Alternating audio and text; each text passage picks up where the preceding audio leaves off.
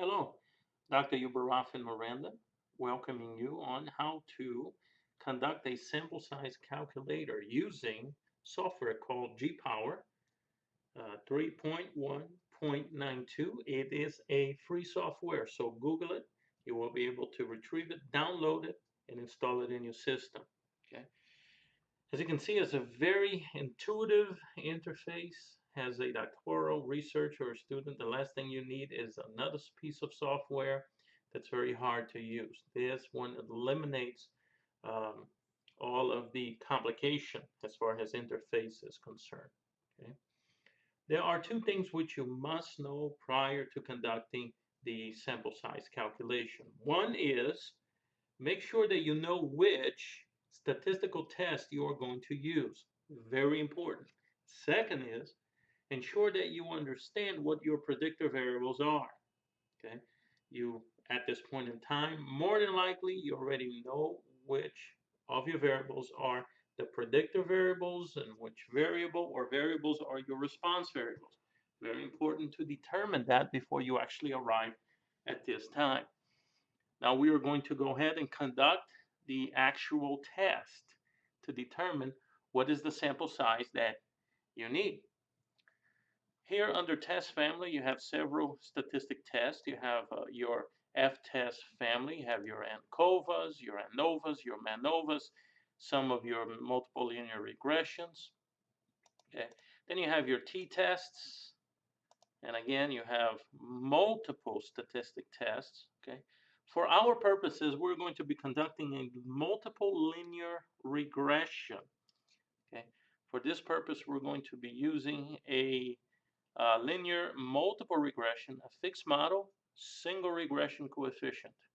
We will select that, and then we're going to go to the input parameters. You can choose whether your test is going to be a 1 or 2 tails. Okay. The effect size, we can leave it at 15. Your error probability, that's your classical 0.05.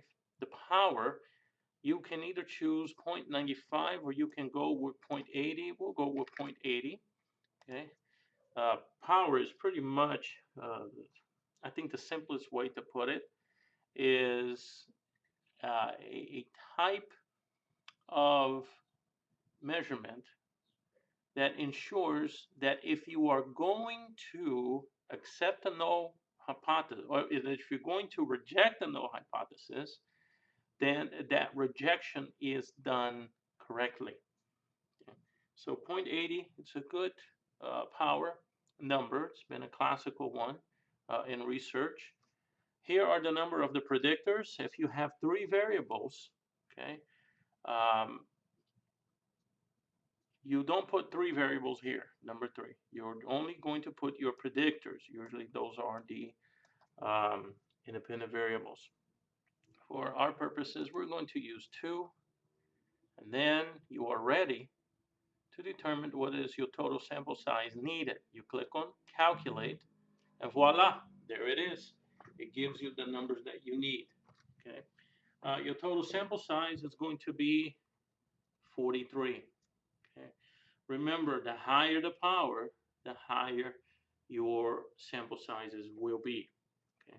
I always treat 43, this number here, whatever number it's going to be for you, as a minimal. I always want to put a little bit more samples in there. Okay. Now, you can actually have a plot that you can import into your document. You just click on XY plot for range of values. When I click on this, you're not going to be able to actually see the entire screen. Okay, just the way that